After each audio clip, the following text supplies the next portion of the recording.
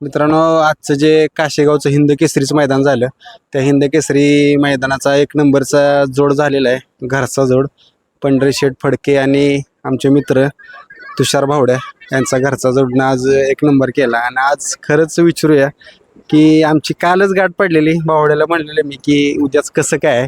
भावड्या म्हणले आता मैदानात बघायला भेटेल. कारण काय होतंय, बैलगाडी क्षेत्रात आता किती जरी बैल गुलालात राहिला किंवा एक नंबरात असला, जर एखादा बैल मैदान मार खातो किंवा काहीतरी होत असतं, त्यावेळेस मालकाला एखाद्या पुढचे जे मित्र असते ती किंवा सोबती असते त्यांचं खरं चेहरे कळत असते ती. आणि बऱ्याच गोष्टी आहेत ह्या बैलगाडी क्षेत्रात शिकण्याजोग्या. बावड्या आज हे घरचा जोड का पळवण्याचा निर्णय घेतला? आणि पायऱ्याला दोन्ही बैलांना थोडी अडचण आली. पायऱ्याला अडचण यायला लागल्यानंतर मग आम्ही सर्व टीमनं ठरवलं की दोन्ही बैलांना दोन्ही बैल पायऱ्यात पळवायची तर दोन्हींना पण टॉपचं पैर झालं पाहिजेत. म्हणजे जरी आता कदाचित आमच्या दोन्ही सेमीला एकत्र गाड्या लागल्या तर कोण मारल हे सांगू शकत नाही, असं झालं पाहिजे. आणि जर दोघांना पण पैर टॉपचं म्हणजे बऱ्यापैकी आपल्याला पाहिजे तसं होईनात तर पैरच करायचं नाही, तर आपली घरची गाडी पळवायची. मग आम्हाला काय तसं नियोजन लागलं नाही. थोडस रोमनला बैल आम्हाला होता, ते पण परत त्यांना म्हणलं बाबा आम्ही घरचीच पळवणार आहे, तो कॅन्सल केला आणि घरचीच गाडी पळवली. आता आल्यापासून त्याने यशच दाखवले सर्जानं.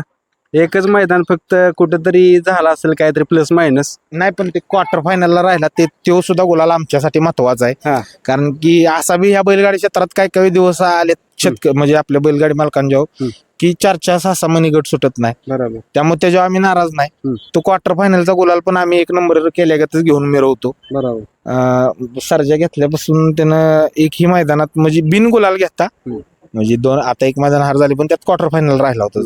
त्याची एक खासियत आहे धावणीतली की एवढ्या स्ट्रगलच्या आणि एवढ्या कॉम्पिटिशनच्या ही बैलगाडी शर्यत क्षेत्र आता इतकं कॉम्पिटिशन झाले आपण सगळी बघतोय. आणि एवढ्या कॉम्पिटिशनच्या कालावधीत टिकून राहणं, सातत्य ही खूप मोठी गोष्ट आहे. आणि वेळ आल्यानंतर तो स्वतःच्या जीवावर सातत्य टिकवून दाखवतो, त्याचा खूप अभिमान आहे आम्हाला. आणि मेन गोष्ट आज बघायला भेटली की दिलीप नाना आहेत ना, ते कायम आपल्या गाडीवर असतात आणि सगळ्यात टॉपची नंदी होती मैदानात. आणि काहीतरी वेगळं चित्र आज बघायला भेटलं. कारण काय होतं माहिती आहे का, घरची ज्यावेळेस जोड पळतो त्यावेळेस पब्लिकच्या काय रिएक्शन असते की पायरा कुठेतरी भेटला नसेल. आपली घरची पळवायची होती. बैल रोमन वडकीचं मैदान झालं दत्त जयंतीचं 7 तारखेला. त्यावेळी रोमनची गाडी नानांनी हाणली होती आणि बैलांनी गटाला मार खाल्ला होता. त्यावेळेस नाना म्हणले होते की ज्यावेळी आणीबाणी येईल त्यावेळी फक्त ही दोन्ही बैल एका जोट्यात घाला, बाकीचं माझं मी बघतो काय करायचं. आणि त्यांचा शब्द आज 2-2.5-3 महिन्यातनं खरा केला आम्ही. गाडी आम्ही या ठिकाणी मिळून राहुल आप्पा अक्षय भाऊ आम्ही नियोजन करून एका जोट्यात गाडी घातली. आणि त्यांच्याकडनं काय करून घ्यास ते नानांनी करून घेतलं. त्यांच्या अंगाला हात लावला आणि त्यांच्या आणि आमच्या जीवनाचं सार्थक करून दिलं.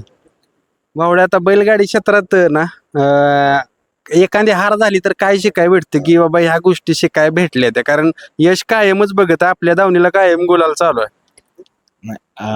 गुलाल चालू आहे ते काय तुम्हा सर्वांच्या म्हणजे फॅन फॅमिलीची तुमच्या सगळ्यांचा आशीर्वाद आहे म्हणून गुलाल आहे. आणि अपयश हे कोणाच्या जीवनात नाही, प्रत्येकाच्या जीवनात अपयश आहे. त्यातनं आपण शिकायचं असतं, आपण बाहेर पडायचं असते, खचून जायचं नसते. आणि आज म्हणजे अशी वेळ होती या मैदानाची, एकच सांगेन, जिथं कष्ट प्रामाणिक असते ते नीतिवत्ता साफ असते तिथं नियती सुद्धा झुकती.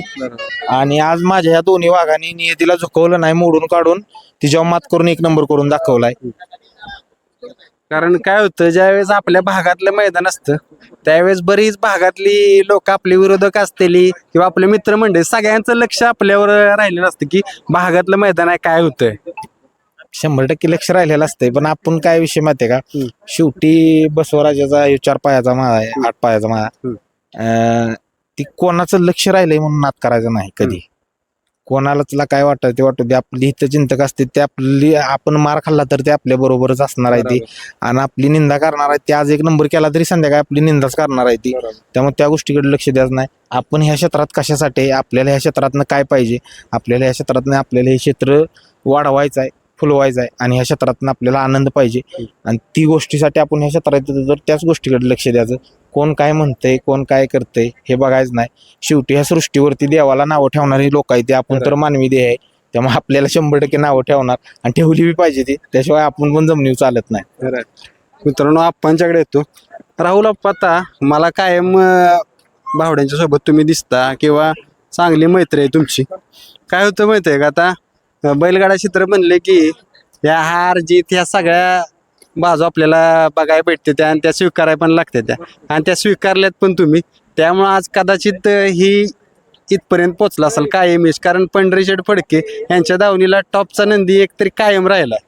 100%. कारण की याच्यावर बाजार असेल, शिट्टी असेल, अनेक बैलकडून गेले या दावणीला, परंतु आज पण एक नंबर केलाय म्हणजे आम्ही कधी हुरळून गेलो नाही. आणि उद्या जरी आम्ही मार खाल्ला तरी आम्ही खचून जाणार नाही, की हे बैलगाडी क्षेत्र असं चालू राहते. आज मी एक नंबर केला तर उद्या आमचा बैलगाठाला मार खात असतोय, त्यानंतर आम्ही एक नंबर करत असतोय. म्हणजे ह्या गोष्टी या बैलगाड्या चालू आहेत, आणि त्याच्या मागं पण त्याच्या या कॅमेऱ्याच्या मागं पण अनेक गोष्टी चालू आहेत. पायऱ्याच्या अडचणी आहेत, म्हणजे बऱ्याच गोष्टी आहेत नाही का, घेणं देणं असेल, या सगळ्या गोष्टी आहेत. त्याच्यामुळं थोडस अडचणी आहेत, परंतु या सर्व अडचणीवर मात करून आज या अनिश्चितीने पायरा घडून आला, की बैलाला बैल नव्हते, दोन्ही बैलाला बैल नव्हते, त्यामुळे हा पायरा असा चुकून घडून आला आणि त्याच्यामुळं आज एक नंबर झाला. चालतंय मित्रांनो, आपण जास्त वेळ घेत नाही, आपण शुभेच्छा करूया भावड्याच्या आणि पंढरीशेठ फडके यांच्या टीमला, की कायम असाच गुलाल बघायला भेटेल. धन्यवाद. धन्यवाद.